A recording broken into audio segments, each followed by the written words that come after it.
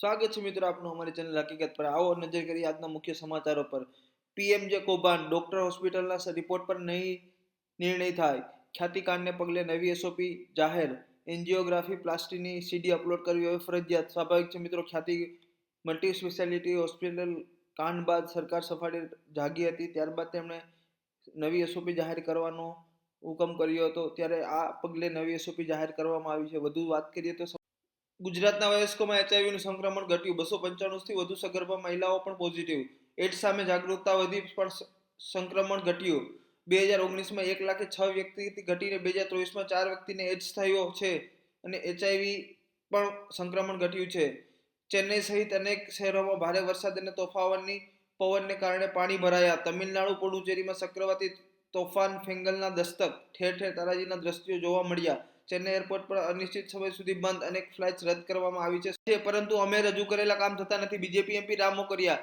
રાજકોટમાં આરએમસીએ ચેમ્બરના પ્રમુખની બિલ્ડિંગને લાગેલા સીલ ક્યાં નિયમથી ખોલ્યું તે અંગે સવાલ કરતા બીજેપી રામ મોકરિયાએ સરકાર પર સવાલો કર્યા હતા। સ્વાભાવિક છે મિત્રો કે રામ મોકરિયા આવા સવાલ કરતા રહે છે। 5 થી 6 પ્રકારના અવાજો સ્પીકરમાંથી નીકળશે। અમદાવાદ એરપોર્ટ પર વિમાન ઉતરે ત્યારે સિંહ, વાઘ, દીપડાના અવાજ કરી પક્ષીઓને ભગાડવામાં આવશે, જેથી કરીને આ એક જોખમ ટાળી શકાય। તે અંગે વધુ વાત કરીએ તો બર્ડ જોખમ ટાળવા માટે હવે પક્ષીઓને ભગાડતી અવાજોનો ઉપયોગ કરવામાં આવશે।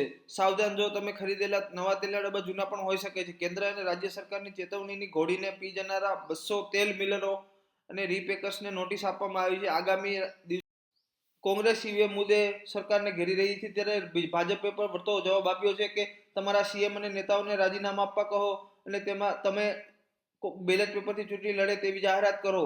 વધુમાં સમાચાર સાંભળીએ તો સરકારે અવસાન નિવૃત્તિ પછી ગ્રેચ્યુટીની રકમમાં 5 લાખનો વધારો કર્યો છે। કેન્દ્રએ રાજ્યના કર્મચારીઓનો લાભ આપવા સીએમને નિર્ણય લેવામાં આવ્યો છે, ત્યારે આ એક મહત્વનો નિર્ણય છે જે અનેક કર્મચારીઓને લાભ મળી શકે છે। 5 લાખ રૂપિયા સુધીના રકમમાં વધારો કરવામાં આવ્યો છે। વધુમાં જોઈએ તો વિદ્યાર્થીઓના અભ્યાસમાં મુશ્કેલ પગથિયાને સર કરવા માટે ચેટ જીપીટીનો ઉપયોગ કરી રહ્યા છે, ત્યારે ગૃહિણીઓ પર રસાયણ કામને વધારે સરળ બનાવવા એલેક્સાની મદદ લઈ રહી છે। વિવિધ વય જૂથના ભારતીય રોજબરોજના કામ માટે એઆઈનો ઉપયોગ કેવી રીતે કરે છે તે અંગે સ્ટડી કરી અને જાણવાની કોશિશ થઈ રહી છે। રાજસ્થાનમાં હવે 2.5 દિન કા ઝોપડાનો મુદ્દો ગરમાયો। નમાજ પર પ્રતિબંધ લાગવાની માંગ ઉઠી છે।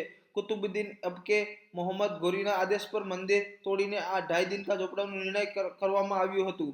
વધુમાં વાત કરીએ તો કોલકાતા ત્રિપુરાના ડોક્ટરો દ્વારા બાંગ્લાદેશી દર્દીઓનો બોયકોટ કરવામાં આવી રહ્યો છે। તબીબી સેવાઓને રાજકીય કે સામાજિક વિવાદો સાથે જોડવો જોઈએ કે નહીં તે અંગે સવાલો ઉઠી રહ્યા છે। અનિશ્ચિત કાળ સુધી અમે કોઈપણ બાંગ્લાદેશની સારવાર નહીં કરીએ તેમજ ભરતી નહીં કરીએ। આવા જ સમાચારો સાથે અમારી ચેનલ સાથે જોડાયેલા રહો અને વધુમાં વધુ લોકો સાથે શેર કરો, જેથી કરીને તેમને પણ આવા સમાચારો મળી રહે।